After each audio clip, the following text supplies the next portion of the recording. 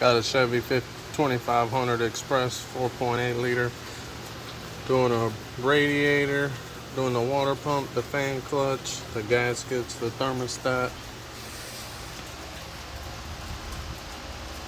All original.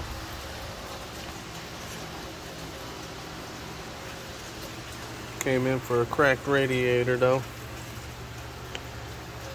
Fresh coolant.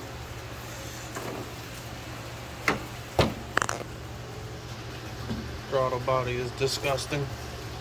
Clean that up. See if we get a better angle.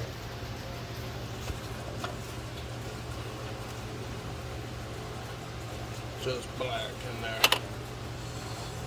Ooh. I think he said the AC wasn't working. Broke line or something.